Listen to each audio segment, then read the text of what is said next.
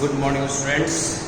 Myself Virendra Ahmed, and we are going to discuss about the formation of the partnership firm. Lesson 2 beta 11 commerce हम आज partnership firm के formation के बारे में discuss करेंगे। उस फॉर्मेशन के अंदर पार्टनरशिप डीड क्या होती है उसके बारे में डिस्कस करेंगे। उस पार्टनरशिप फर्म का रजिस्ट्रेशन का प्रोसीजर क्या है उसके बारे में डिस्कस करेंगे और रजिस्ट्रेशन होना पार्टनरशिप फर्म में कंपलसरी है इसके बारे में डिस्कस करेंगे। तो आज हम 4 टॉपिक को डिस्कस करेंगे। पहला, फॉर्मेशन ऑफ पार्टनरशिप फर्म। ये partnership firm is formed when 2 or more persons enter into the agreement to form a partnership firm. This agreement can be oral or written. To avoid dispute in the future, it is always advisable to have written agreement. देखिए उन्होंने कहा है कि partnership firm के अंदर जब partnership firm को establish किया जाता है तो ये जो है तब बनती है जब दो या दो से ज़्यादा पर्सन किसी रिटन या ओरल एग्रीमेंट को अपने द्वारा करते हैं और बिजनेस स्टार्ट करते हैं। और ये कहा गया है कि फॉर्मेशन ऑफ पार्टनरशिप फर्म करते टाइम इस बात का ध्यान रखें कि रिटन डॉक्यूमेंट ज़्यादा प्रूफेबल है इस बात के लिए कि अगर फ्यूचर टाइम में आपका कोई डिस्प्यूट अराइज होने लगे तो आप उसे रिटन डॉक्यूमेंट के थ्रू प्रूफ के रूप में रख सकें। ओरल एग्रीमेंट जो है वो रिटन प्रूफ नहीं हो सकता, इसलिए उसे ओरल एग्रीमेंट को आप प्रूफ नहीं मान सकते, रिटन एग्रीमेंट को आप प्रूफ मान सकते हैं। It is not compulsory to get the firm registration, but the partners of the firm prefer to get the firm registration because a registered firm gets some benefits which unregistered firm do not get. अब ये बात कही है कि जब हम इस partnership firm का रजिस्ट्रेशन करते हैं तो ये कंपलसरी नहीं है कि उसका रजिस्ट्रेशन कराया जाए, लेकिन पार्टनर्स के म्यूचुअल अंडरस्टैंडिंग की वजह से और उसके अलावा जो अगर फर्म रजिस्टर्ड है तो उसकी गवर्नमेंट से बहुत सारे बेनिफिट मिल सकते हैं और मिलते भी हैं। अगर हमें बेनिफिट्स लेने हैं तो हमें पार्टनरशिप फर्म को रजिस्टर्ड करना होगा, और अगर अनरजिस्टर्ड रखते हैं उसको पार्टनरशिप फर्म को तो वो जो है हमें बेनिफिट्स लेने में प्रॉब्लम होगी, बेनिफिट्स नहीं मिलेगा। इसीलिए पार्टनरशिप एग्रीमेंट जब लिखा जाता है तो उसके अंदर एक चीज होती है पार्टनरशिप डीड। तो मैंने यहाँ पर आपके सामने पार्टनरशिप डीड की बात की है। अब तो पार्टनरशिप डीड के बारे में कहा जाता है the document containing the terms and the conditions. The partnership agreement is known as partnership deed, यानी आपस में पार्टनर्स के बीच जो term conditions profit and loss को लेकर कैपिटल को लेकर होती हैं वो सब इसके अंदर मेंशन की जाती हैं। और ये कहा गया है कि इसको हम पार्टनरशिप डीड कहते हैं।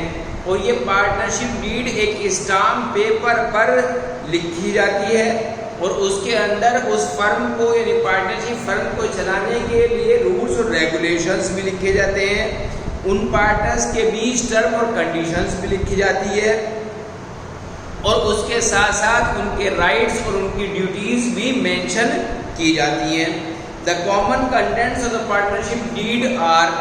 अब पार्टनरशिप डीड में कौन कौन से कंटेंट्स यूज किए जाते हैं?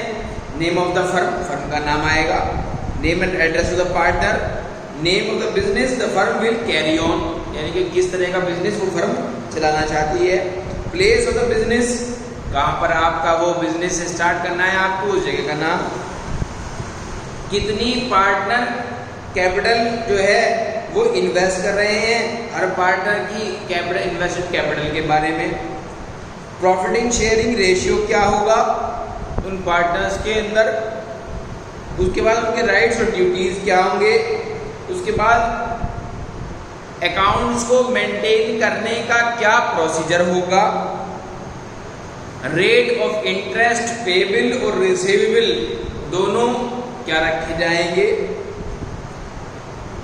अगर कोई पार्टनर पर्सनल अकाउंट यानी फर्म के अकाउंट से अपने पर्सनल बेनिफिट के लिए कोई पैसा विड्रॉ करता है, ड्राइंग्स करता है, तो उस पर रेट ऑफ इंटरेस्ट क्या चार्ज होगा, कैपिटल पर रेट ऑफ इंटरेस्ट क्या चार्ज किया जाएगा।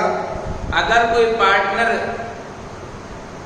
कैपिटल लगाने के साथ साथ फर्म के अंदर वर्किंग भी करता है तो उसकी सैलरी क्या होगी। उसके बाद उसका कोई पार्टनर फर्म का रिटायर होता है तो रिटायरमेंट होने के बाद या डेथ होने के बाद या डिसोल्यूशन होने के काम पर उनकी क्या रेस्पॉन्सिबिलिटीज होंगी। और अगर कोई प्रॉब्लम या डिस्प्यूट अराइज हो गया है पार्टनर्स के बीच या फर्म के अंदर तो उसे कैसे सॉल्व किया जाएगा। और अगर कोई फर्म के नाम पर कोई लोन लिया जाता है फर्म को चलाने के लिए तो वो कैसे सेटल किया जाएगा, उसका पेमेंट कैसे कैसे किया जाएगा, यानी लमसम में किया जाएगा या इंस्टॉलमेंट में किया जाएगा।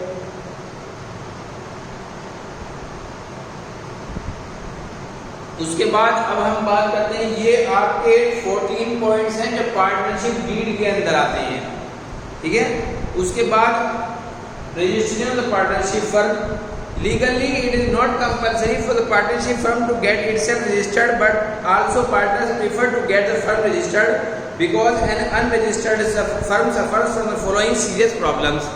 उन्होंने कहा है वैसे लीगली तो कोई जरूरी नहीं है कि पार्टनरशिप फर्म को आप क्या करें, रजिस्टर्ड कराएं, लेकिन पार्टनर्स के म्यूचुअल अंडरस्टैंडिंग की वजह से जरूरी है कि आप अपनी पार्टनरशिप फर्म को रजिस्टर्ड करा दें। दूसरी बात यह है कि जब पार्टनरशिप फर्म रजिस्टर्ड हो जाती है तो उसके बहुत सारे बेनिफिट्स हो जाते हैं, और अगर हम पार्टनरशिप फर्म को गवर्नमेंट के अकॉर्डिंग रजिस्टर्ड नहीं कराते तो उसके बहुत सारे नुकसान उठाने पड़ते हैं। पहला नुकसान क्या है कि partner of the registered firm can not file A case against the partnership firm.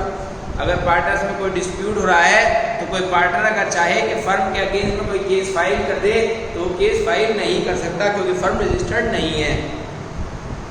दूसरा, a partner of a registered firm cannot file a case against any other partner of the registered firm। अगर किसी आपस में partners में dispute हो गया और एक पार्टनर चाहता है दूसरे पार्टनर के अगेंस्ट केस फाइल करना तो वो भी नहीं कर सकता क्योंकि वो लीगल फर्म है ही नहीं। जब लीगल फर्म नहीं है तो लीगल पार्टनरशिप नहीं है। तीसरी चीज क्या है, an unregistered firm cannot file a suit against any third party or the outsider for the recovery of the claim। अगर उस फर्म का कोई पैसा लेकर बैड डेट्स में कर देता है तो आप उस फर्म के द्वारा कोई केस फाइल नहीं कर सकते किसी थर्ड पार्टी पर, यानी कि जिसने उसका गुड परचेज किया है अगर वो लेकर पैसा ना दे तो आप उसके अगेंस्ट में कोई केस फाइल नहीं कर सकते। Fourth point, the unregistered firm can not file A case against any of the partner. अगर कोई पार्टनर डिस्प्यूट करता है और दूसरे पार्टनर या फर्म चाहे उस पार्टनर के अगेंस्ट में कोई केस फाइल करना तो फर्म भी नहीं कर सकती उस पार्टनर के अगेंस्ट में कोई केस फाइल, क्योंकि फर्म ही रजिस्टर्ड है, पार्टनर भी रजिस्टर्ड है, दोनों इलीगल हैं, इसलिए कोई केस फाइल नहीं हो सकता। उसके बाद उसने कहा है कि the procedure of the registration of the partnership firm. Partnership firm का प्रोसीजर क्या है रजिस्ट्रेशन करने का। जब रजिस्टर्ड किया जाता है पार्टनरशिप फर्म का तो नेम ऑफ द फर्म ये लिखी जाती है, फर्म जहां पर चल रही है, हेड ऑफिस कहां पर है, ब्रांच ऑफिस कहां है वो भी मेंशन किया जाता है। तीसरी चीज, date of admission of the partner in the firm, यानी कि पार्टनर्स ने म्यूचुअल एग्रीमेंट जो किया उस पार्टनरशिप फर्म को चलाने के लिए तो उस टाइम उसकी डेट मेंशन की जाती है कि इनका एग्रीमेंट किस डेट पे हुआ।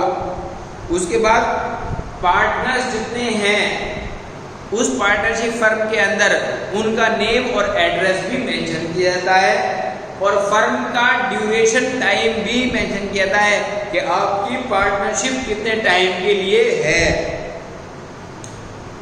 The application must be signed by all the partners, और वो एप्लीकेशन जो है जिसमें चीजें मेंशन की जाएंगी वो सब पार्टनर्स अपने साइन करेंगे। The registrar will verify the above said information and if satisfied with the authenticity of the information he will issue a certificate of the registration। अगर रजिस्ट्रार्ड इन सब गिवन इंफॉर्मेशन से satisfy हो जाता है तब वो रजिस्ट्रार जो है वो एक सर्टिफिकेशन स्टार्ट करता है और वो फर्म के नाम रजिस्टर्ड हो जाती है। तो इस तरीके से पार्टनरशिप फर्म जो है वो रजिस्टर्ड मानी जाती है। इसका बेनिफिट भी है और जो बेनिफिट नहीं है, अगर हम पार्टनरशिप फर्म को रजिस्टर्ड नहीं कराते तो उसका लॉस है, वो मैंने आपके सामने 4 लॉस डिस्कस कर दिए हैं। तो ये चारों पॉइंट आप जो है रीड आउट करेंगे।